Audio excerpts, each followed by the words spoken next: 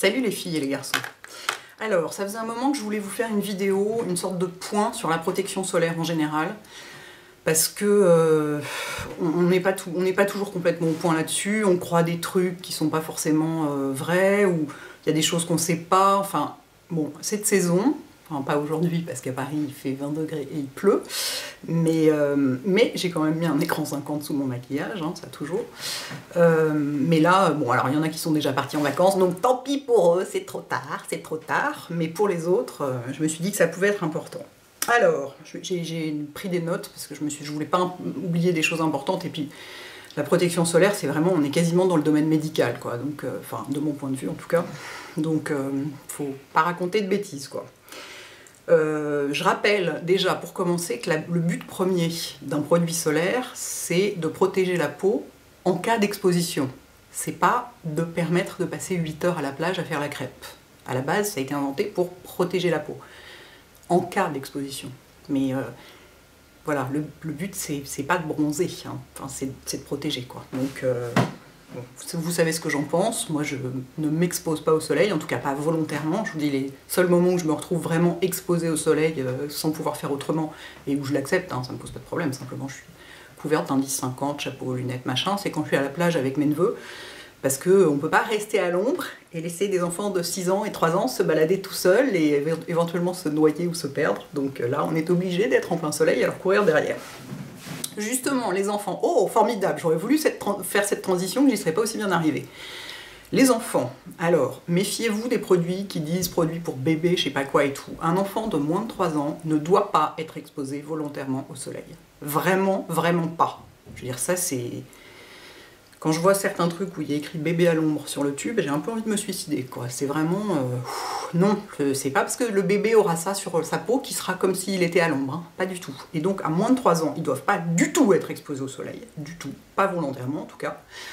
Alors, évidemment, vous allez me dire, quoi, alors on les laisse à la cave tout l'été? Ah non, oui, je sais bien, hein, j'en ai dans ma famille des petits comme ça, et celui de 3 ans est particulièrement en forme. Donc bien sûr que non, on ne peut pas les attacher, et puis ça leur fait du bien de prendre l'air, et voilà. Mais dans ce cas-là, vous les couvrez de crème 50, des bons produits, hein, pas des trucs douteux, enfin vraiment des bons produits de pharmacie. De préférence pour enfants, parce que dans les produits pour enfants, il y a moins d'ingrédients que dans ceux pour adultes, il n'y a pas de parfum notamment, pas de trucs potentiellement irritants. Et vous leur mettez en plus un chapeau, des lunettes, un t-shirt et tout, c'est... Jusqu'à 7 ans, normalement, il ne faudrait pas qu'il soit exposé longtemps. Vous allez me dire, c'est pas possible, on va à la plage, il y a l'aîné qui est là, qu'est-ce qu'on fait? On va pas laisser le petit enfermé dans la maison de vacances, machin, enfin, je sais bien, c'est difficile à gérer, mais déjà, vous n'y allez pas avant 16 heures à la plage avec des petits. Déjà, pour vous, ça vous fera pas de mal, hein, ça préservera votre peau.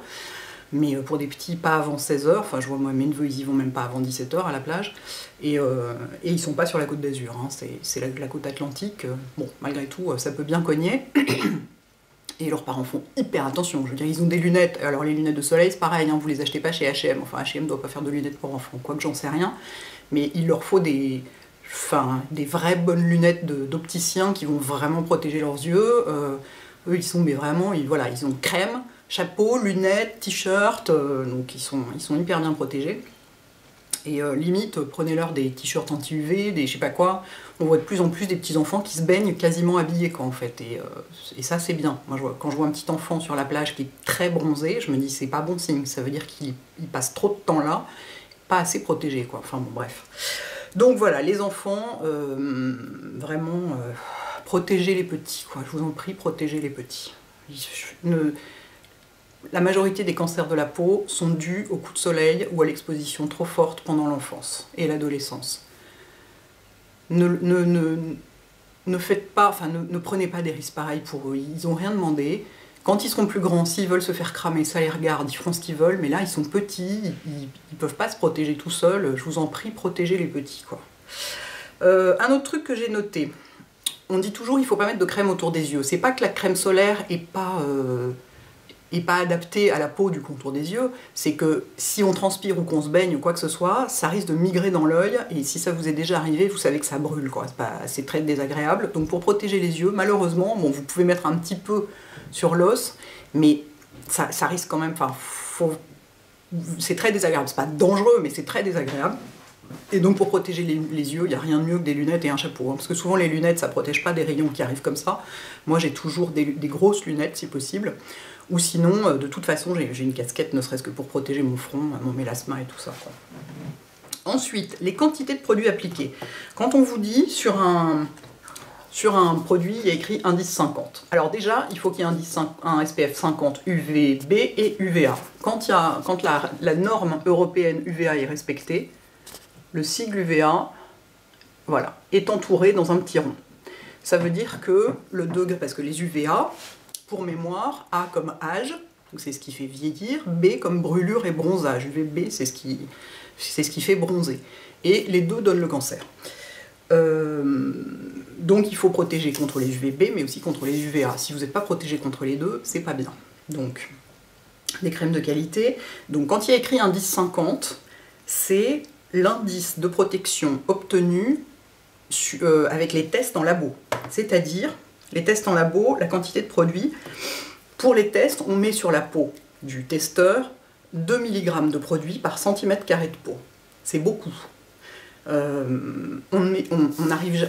En réalité, donc pour avoir cette protection-là, pour avoir réellement un écran 50 sur la peau, il faudrait arriver à mettre 2 mg de produit sur chaque centimètre carré de peau. Ça fait énormément de produits, personne ne fait ça, même pas moi. Parce que ça veut dire qu'on a quasiment une couche qui se voit, quoi. Personne ne fait ça, et donc, vous êtes moins protégé. Quand vous mettez moins de produits, bah vous, en quelque sorte, si vous mettez 2 fois moins de produits que ce qui est recommandé, vous divisez la protection solaire par 2. Alors, vous ne divisez pas pour autant la protection contre les UV par 2. C'est-à-dire, vous vous retrouvez par exemple avec un indice 25 au lieu d'un indice 50, mais sachant qu'un indice 25 ne protège pas 2 fois moins qu'un indice 50, parce que la protection UV, ça ne fait pas une courbe comme ça. Ça fait une courbe comme ça, c'est-à-dire que, je vous remettrai un lien, il y a un article de Wikipédia, ou sinon je copierai les chiffres, qui est très bien sur le filtre. Il me semble que qu'un indice 15 doit filtrer 50%, et un indice 30 filtre 94% des UV, et un indice 50 en filtre 97%. Donc, plus on va vers les indices élevés, moins la différence de filtrage est importante. Donc, de toute façon, même si vous ne mettez pas assez de produits, vous êtes protégé, mais vous êtes protégé comme si vous aviez mis beaucoup, enfin la quantité test de labo d'un indice 25. Donc sachez-le.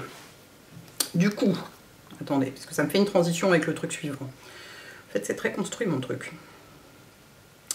Du coup, bah voilà, sachez-le. Et donc, c'est pour ça qu'on dit d'en réappliquer régulièrement. Alors, régulièrement, ça ne veut pas forcément dire toutes les 2 heures. Ça peut être plus souvent que toutes les 2 heures, selon votre type de peau, l'ensoleillement, l'exposition, l'activité dans la journée. Si vous êtes en ville, que vous prenez le métro à 8 h du matin, que vous ressortez du boulot à 18 h et que vous faites 10 minutes de marche à l'ombre jusqu'au métro, que vous avez fait pareil le matin, que vous n'êtes pas sorti pour déjeuner et que vous n'êtes pas dans un bureau derrière une vitre avec le soleil qui tape sur vous, je veux dire, à la limite, vous n'avez pas besoin de protection solaire, quoi. Vous n'êtes jamais exposé, finalement. Ou alors, si vous tenez à avoir une protection solaire, celle que vous aurez mise le matin suffira pour la journée dans ces conditions-là. Parce que ce qui dégrade les filtres, c'est le soleil, c'est les UV. Enfin, oui, c'est les UV. Et donc, si vous n'êtes pas du tout exposé aux UV ou très peu, les filtres se dégradent beaucoup plus lentement. Si vous êtes beaucoup exposé, les filtres se dégradent beaucoup plus vite. Donc, c'est pour ça qu'on dit qu'il faut en remettre régulièrement. Et régulièrement, c'est vraiment régulièrement, le plus souvent possible. Parce qu'en plus, on couvre rarement toutes les zones à chaque fois. Et donc, le fait d'en remettre régulièrement permet de couvrir un peu tous les petits bouts qu'on aurait pu oublier la fois d'avant, etc. L'histoire de la quantité de produits utilisés qui fait que la quantité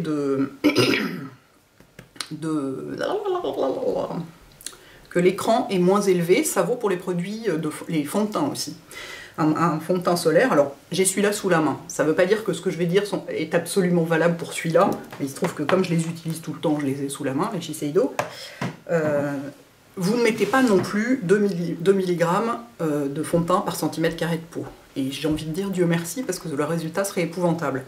Donc, vous n'avez pas l'indice de protection, ou pas tout à fait l'indice de protection indiqué sur le flacon.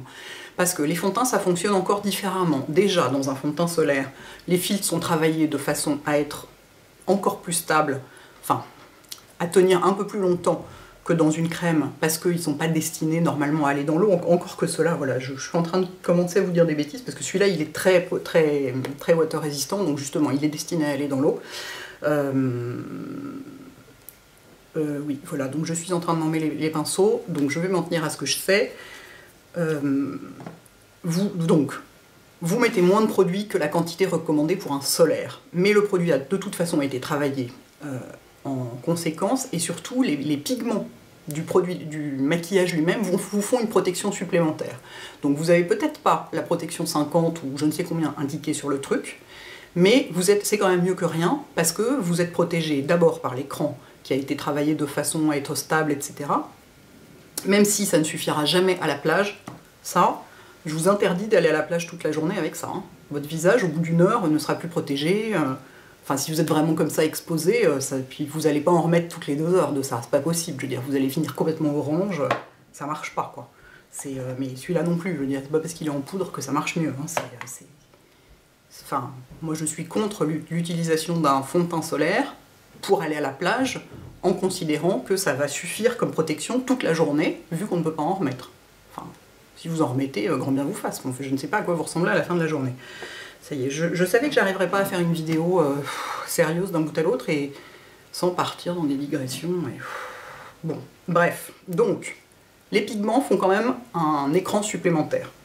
Et assez important d'ailleurs, je veux dire, le fait d'être maquillé, même avec un fond de teint pas solaire, le fait d'être assez maquillé, moi par exemple je porte beaucoup de maquillage, du fond de teint, de la poudre, de l'anti-cerne, machin et tout, ça fait quand même un écran aux UV, qui est évidemment pas suffisant, mais ça fait un écran supplémentaire. Donc vous êtes quand même protégé, mais ne pensez pas être protégé, genre, c'est bon, j'ai mis un petit peu d'indice 50, ou un fond de teint où il y a écrit indice 50 ou 30, et j'en ai mis comme ça légèrement sur mon visage, c'est bon, je peux aller me faire frire et tout, pas du tout, quoi. Déjà, de toute façon, comme je vous disais, ces trucs-là n'ont pas été inventés pour permettre aux gens de se faire frire, mais pour les protéger si jamais ils se mettent au soleil. Et puis, de toute façon, vous pouvez bien vous faire frire si vous voulez, mais enfin, à vous les taches, les rides et peut-être le cancer. Où est-ce qu'on en est? 12 minutes, ça va, c'est quand même encore raisonnable. Écoutez, j'espère que c'est à peu près clair, en dépit du fait que je n'ai pas réussi à faire aussi clair que je voulais, hein. Je pense que vous allez me poser pas mal de questions auxquelles je ne pourrai pas forcément répondre. Donc dans ce cas-là, j'essaierai soit d'avoir les réponses des spécialistes, parce que en fait ça fait longtemps que je veux vous faire cette vidéo sur les solaires, mais j'ai posé plein de questions, notamment à Aven et Shiseido avant de vous la faire, parce que je voulais pas raconter de bêtises, j'ai réussi à en raconter quand même. Et en plus j'ai du rouge à lèvres dans les coins de la bouche, comme d'habitude. Donc j'ai réussi à quand même m'emmêler les pinceaux, hein, mais c'est un sujet vraiment, c'est hyper technique, quoi, la protection solaire, c'est vraiment... et moi ça me passionne, hein, comme vous le savez.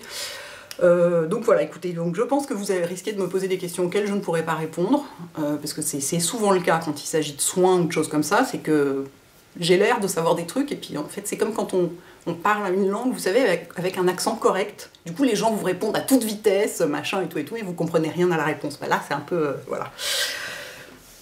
Ça continue, les digressions et les n'importe quoi. Donc bref, donc écoutez, tout ce que vous avez à retenir de cette vidéo, c'est ne mettez pas les enfants au soleil, sauf si vraiment vous n'avez pas le choix, mais dans ce cas-là, couvrez-les à mort et protégez-les à mort.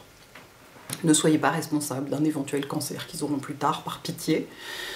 Et écoutez, si vous êtes gentil avec les petits, soyez gentil avec vous-même, quoi. Faites la même chose pour vous. Voilà, les filles et les garçons. J'espère que ça vous aura été utile, malgré tout. À bientôt. Et ben voilà, j'ai réussi à oublier quelque chose. L'addition de SPF, à quoi ça sert, comment ça marche, etc. C'est-à-dire vous avez une crème de jour avec un SPF 15 dedans, vous mettez par-dessus un écran de ville avec un SPF 50, vous avez un fond de teint avec un SPF 30. Est-ce qu'au final ça vous fait un SPF 95? Pas du tout. Ça ne fait rien du tout, c'est le SPF le plus fort qui vous protège. L'addition de SPF, ça ne sert à rien, c'est pas dangereux. Vous risquez rien, à part éventuellement un effet de peluche si les textures vont pas ensemble, mais ça ne sert à rien. Vous n'êtes pas plus protégé avec plusieurs SPF les uns sur les autres. Voilà, c'est le plus fort qui gagne en quelque sorte. Voilà, cette fois-ci c'est fini pour de vrai. Ciao.